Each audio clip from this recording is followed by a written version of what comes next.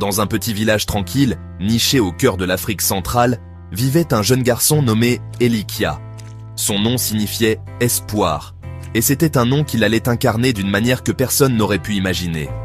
Autour de lui, la vie suivait un rythme ancien, une danse de survie et de communauté sous le vaste ciel africain. Les enfants jouaient avec des jouets simples, leur rire résonnant à travers les baobabs.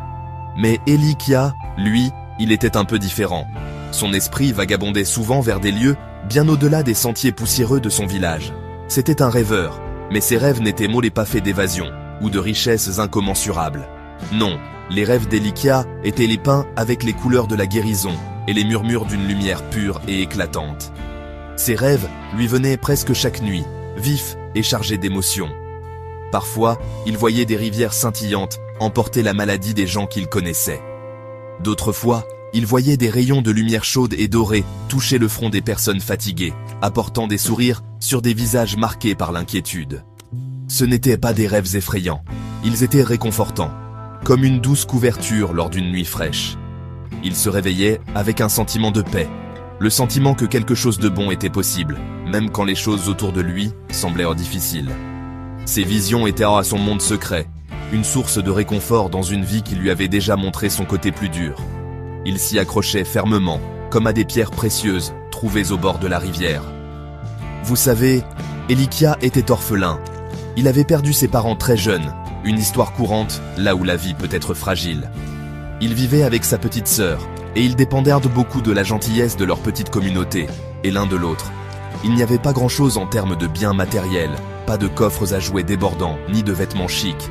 Leur petite case était simple, mais Elikia essayait de la remplir d'histoire et de la force tranquille qu'il puisait dans ses visions nocturnes. Ses rêves de lumière et de guérison sont devenus un bouclier pour lui, une façon de voir le monde, non pas pour ce qui lui manquait, mais pour ce qu'il pouvait devenir, guidé par une main invisible. Ses rêves commencèrent à façonner sa manière de voir toute chose. Quand il voyait quelqu'un souffrir, il ne voyait pas seulement la souffrance, il voyait une opportunité pour la lumière de ses rêves de se manifester. Il commença à croire que ce n'était pas seulement des images aléatoires que son esprit endormi concoctait. Non, il sentait que c'étaient des messages, des petits coups de pouce venus d'ailleurs, lui montrant un chemin. Même tout petit garçon, sans que personne ne le lui dise, il commença à sentir un but s'éveiller en lui. C'était une certitude tranquille, un doux murmure sous la surface de sa vie quotidienne, suggérant que ses rêves uniques étaient destinés à quelque chose de plus que son propre réconfort. La vie pour Elikia et sa petite sœur était une leçon quotidienne de résilience. Chaque matin, le soleil se levait, peignant le ciel d'orange et de roses éclatants, et leur journée commençait. Ils devaient retrouver de la nourriture, aller chercher de l'eau et prendre soin l'un de l'autre en l'absence de leurs parents. Les autres enfants du village allèrent souvent à la petite école à classe unique, leur voix portant les sons des leçons et des chansons. Elikia, cependant, ne pouvait pas se joindre à eux. Il n'y avait pas d'argent pour les frais de scolarité, pas de temps libre quand la survie était le principal enseignant. Il les regardait partir, un pincement au cœur, une profonde envie pour le monde des livres et des tableaux noirs. Ce désir inassouvi d'éducation formelle n'écrasa pas son esprit. Au contraire, il alimenta une soif incroyable de connaissances. Il était comme une plante cherchant désespérément la lumière du soleil, déterminé à grandir même dans l'ombre. Il comprenait, peut-être instinctivement, que la connaissance était aussi une forme de lumière. Une lumière qui pouvait éclairer les esprits et ouvrir des portes à de nouvelles possibilités. Il voyait les enfants qui allaient à l'école se comporter un peu différemment, leurs yeux plus brillants grâce à ce qu'ils apprenaient. Il voulait cette lumière pour lui-même, non par jalousie, mais par un désir pur et simple de comprendre un peu mieux le monde chaque jour. Alors, Elikia trouva sa propre façon d'apprendre. Il traînait souvent près de l'école, se cachant juste hors de vue, derrière un grand manguier. De là, il pouvait entendre la voix de l'enseignant, la récitation des chiffres, le récit d'histoires de pays lointains. Il écoutait attentivement, absorbant chaque mot comme une éponge sèche, s'imbibant d'eau précieuse. Il apprit l'alphabet en traçant des lettres dans la poussière avec un bâton, imitant ce qu'il entendait. Il apprit l'histoire, la géographie, la magie des mots, tout cela grâce au son qui flottait par les fenêtres ouvertes de l'école. Ce n'était pas pareil que d'être à l'intérieur, mais c'était quelque chose, et quelque chose valait mieux que rien. Cette éducation informelle, recueillie à des moments volés, commença à se mélanger à la sagesse de ses rêves.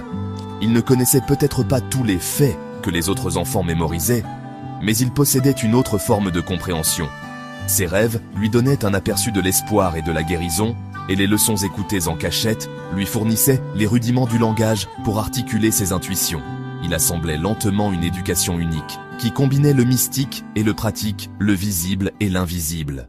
Son esprit devenait une fascinante tapisserie tissée de ces fils d'apprentissage disparates, le rendant sage au-delà de son âge.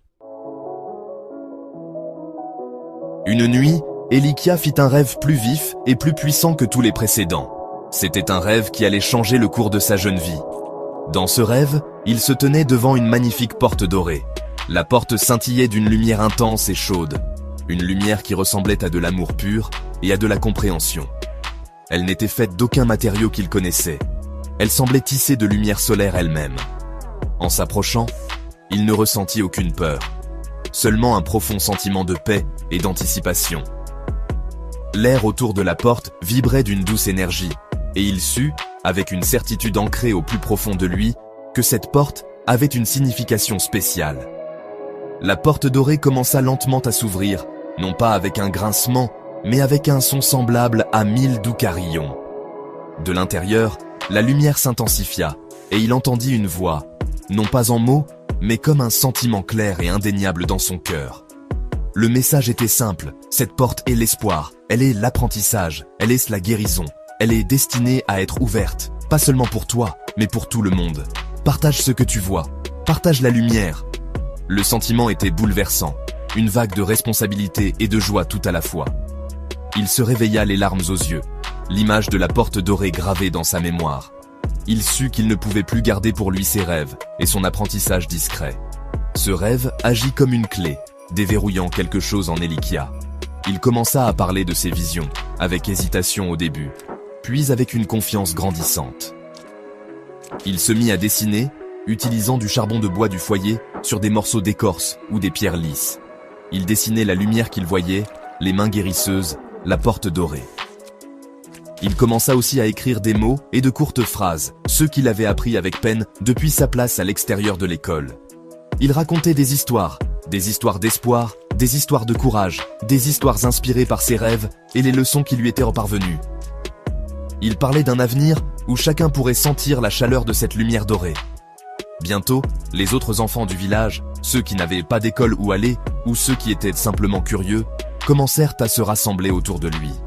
Il s'asseyait à l'ombre du même manguier qui avait été sa salle de classe secrète, écoutant les paroles d'Elikia.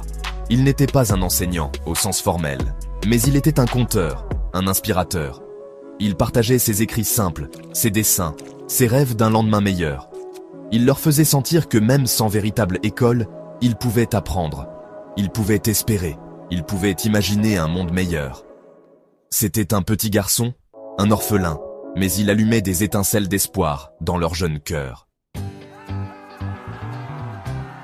Un jour, une journaliste étrangère, lasse de couvrir les conflits et les difficultés dans d'autres régions, se retrouva dans le village d'Elikia. Elle cherchait un autre genre d'histoire, une histoire de résilience, peut-être. Elle entendit des murmures au sujet d'un jeune orphelin qui racontait des histoires incroyables et dessinait des images de lumière. Intriguée, elle le chercha. Elle trouva Elikia, sous son manguier, entouré de son petit public attentif. Elle écouta, fascinée, tandis qu'il parlait de ses rêves, de la porte dorée et de l'importance de partager la lumière et la connaissance. Elle vit l'espoir dans les yeux des enfants alors qu'ils l'écoutaient. La journaliste fut profondément touchée par l'histoire d'Elikia, par sa sagesse simple et son espoir inébranlable malgré sa situation. Elle écrivit un article sur lui. Non pas un article à sensation, mais un récit touchant d'un garçon qui, sans aucune scolarité formelle, devenait un phare dans sa communauté. Elle écrivit sur ses rêves de guérison, sa soif de connaissance et sa capacité innée à inspirer. L'article fut publié et, à sa surprise, il toucha les cœurs bien au-delà des frontières de l'Afrique centrale. Les gens lurent l'histoire d'Elikia et se souvinrent du pouvoir des rêves et de la force inébranlable de l'esprit humain. L'histoire résonna si profondément que des dons commencèrent à affluer. Les gens voulaient aider ce garçon remarquable et sa communauté. Ils voulaient aider à ouvrir cette porte dorée pour plus d'enfants. Et ainsi, une chose incroyable se produisit. Des plans furent établis, et avec le soutien de nombreuses âmes généreuses du monde entier et le travail joyeux des villageois eux-mêmes, un nouveau bâtiment commença à s'élever dans le village d'Elikia. Ce n'était pas n'importe quel bâtiment, c'était un centre éducatif, un lieu d'apprentissage et de croissance. Et il fut nommé le centre Elikia pour l'espoir et l'apprentissage, en hommage aux garçons qui avaient osé rêver. Elikia, encore jeune, regarda le centre se construire, une manifestation physique de la lumière qu'il avait toujours imaginée. Il comprit alors, plus clairement que jamais, que les rêves ne sont pas seulement des images fugaces dans la nuit. Les rêves, dirait-il plus tard, la voix calme mais ferme, sont les graines de la réalité.